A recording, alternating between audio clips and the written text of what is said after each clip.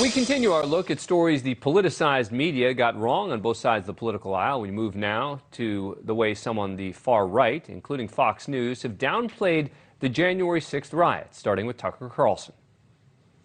The FBI is breaking its own procedures to create the illusion that new domestic extremism cases are popping up all over the United States. In reality, virtually all of these cases are about January 6th, which was a nonviolent election justice protest and covered, of course, by the Constitution of the United States, excluding the people who committed vandalism. But you have a right to assemble if you want. Yeah, excluding the people who committed vandalism. It makes it sound like people soaped up the windows.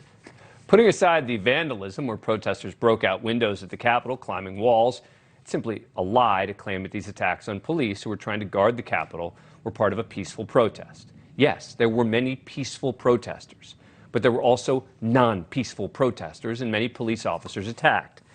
Capitol officer Brian Sicknick died after suffering a stroke. 150 more officers were injured.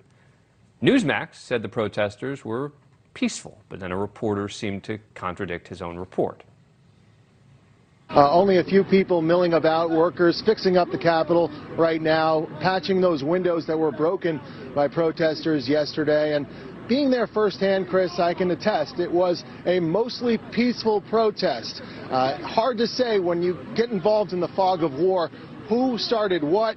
Yeah, fog of war, it's just confusing what happened, with the peaceful protesters. And Fox's Maria Bartiromo pushed the narrative that the protesters were not armed. Armed insurrection is what Nancy Pelosi keeps calling January 6th, Senator. How many guns were actually taken up on that day, since she says it was armed? It's unclear how many people actually had guns, but we know from the testimony at the January 6th hearings there were a lot of people with guns. 6 people were arrested with guns near the Capitol on January 6th, with the 7th who showed up to the Capitol after the violence had ended. He was arrested the next day. And I shouldn't have to say this, but being armed doesn't necessarily have to mean a gun. It can also mean, like, let's say, a flagpole, like the one Thomas Webster was seen using to assault police at the Capitol. As he ripped off an officer's gas mask, Webster was sentenced to 10 years in prison for the assault. At least 40 people have been charged with using a deadly or dangerous weapon that day. I've said all along that from my perspective, protesters who briefly just trespassed and then quickly left should not have the book thrown at them. And I've called out the left-leaning media coverage of every tiny development and subpoena from the January 6th Commission.